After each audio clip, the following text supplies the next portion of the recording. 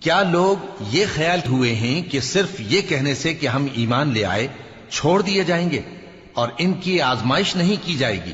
اور جو لوگ ان سے پہلے ہو چکے ہیں ہم نے ان کو بھی آزمایا تھا اور ان کو بھی آزمائیں گے، سو اللہ ان کو ضرور معلوم کرے گا جو اپنے ایمان میں سچے ہیں اور ان کو بھی جو جھوٹے ہیں۔ کیا وہ لوگ جو برے کام کرتے ہیں یہ سمجھے ہوئے ہیں کہ یہ ہمارے قابو سے نکل جائیں گے؟ جو فیصلہ یہ کرتے ہیں برا ہے۔ جو شخص اللہ کی ملاقات کی امید رکھتا ہو تو اللہ کا مقرر کیا ہوا وقت ضرور آنے والا ہے، اور وہ سننے والا ہے، جاننے والا ہے۔ اور جو شخص محنت کرتا ہے تو اپنے ہی فائدے کے لیے محنت کرتا ہے، بے شک اللہ تو سارے جہان سے بے نیاز ہے۔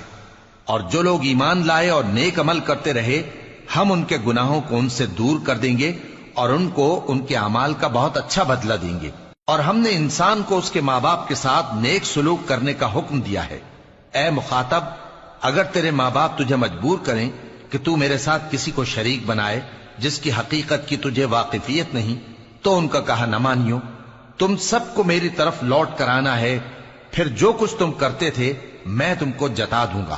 اور جو لوگ ایمان لائے اور نیک عمل کرتے رہے ان کو ہم نیک لوگوں میں داخل کریں گے۔ اور بعض لوگ ایسے ہیں جو کہتے ہیں کہ ہم اللہ پر ایمان لائے، پھر جب ان کو اللہ کے راستے میں کوئی ایذا پہنچتی ہے تو لوگوں کے ایذا پہنچانے کو یوں سمجھتے ہیں جیسے اللہ کا عذاب۔ اور اگر تمہارے پروردگار کی طرف سے مدد پہنچے تو کہتے ہیں کہ ہم تو تمہارے ساتھ تھے۔ کیا جو اہل عالم کے سینوں میں ہے اللہ اس سے واقف نہیں؟ اور اللہ ان کو ضرور معلوم کرے گا جو سچے مومن ہیں، اور وہ منافقوں کو بھی معلوم کر کے رہے گا۔ اور جو کافر ہیں وہ مومنوں سے کہتے ہیں کہ ہمارے طریقے پر چلو اور ہم تمہارے گناہ اٹھا لیں گے، حالانکہ وہ ان کے گناہوں کا کچھ بھی بوجھ اٹھانے والے نہیں۔ کچھ شک نہیں کہ یہ جھوٹے ہیں، اور یہ اپنے بوجھ بھی اٹھائیں گے اور اپنے بوجھوں کے ساتھ اور لوگوں کے بوجھ بھی۔ اور جو جھوٹ یہ لوگ گھڑتے رہے قیامت کے دن ان کی ان سے ضرور پرسش ہوگی۔ اور ہم نے نوح کو ان کی قوم کی طرف بھیجا تو وہ ان میں 50 برس کم 1000 برس رہے، پھر ان لوگوں کو طوفان کے عذاب نے آ پکڑا اور وہ ظالم تھے۔ پھر ہم نے نوح کو اور کشتی والوں کو نجات دی اور کشتی کو اہل عالم کے لیے نشانی بنا دیا۔ اور ابراہیم کو یاد کرو جب انہوں نے اپنی قوم سے کہا کہ اللہ کی عبادت کرو اور اس سے ڈرو، اگر تم سمجھ رکھتے ہو تو یہ تمہارے حق میں بہتر ہے۔ تم تو اللہ کو چھوڑ کر بتوں کو پوجتے اور جھوٹی باتیں بناتے ہو۔ جن لوگوں کو تم اللہ کے سوا پوجتے ہو وہ تم کو رزق دینے کا اختیار نہیں رکھتے، پس اللہ ہی کے ہاں سے رزق طلب کرو اور اسی کی عبادت کرو اور اسی کا شکر کرو، اسی کی طرف تم لوٹ کر جاؤ گے۔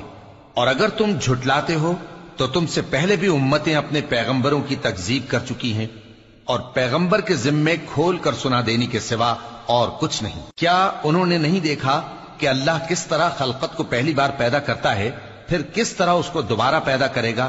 یہ اللہ کو آسان ہے۔ کہہ دو کہ ملک میں چلو پھرو اور دیکھو کہ اس نے کس طرح خلقت کو پہلی دفعہ پیدا کیا ہے، پھر اللہ ہی دوسری بار بھی پیدا کرے گا۔ بے شک اللہ ہر چیز پر قادر ہے۔ وہ جسے چاہے عذاب دے اور جس پر چاہے رحم کرے، اور اسی کی طرف تم لوٹائے جاؤ گے۔ اور تم اس کو نہ زمین میں عاجز کر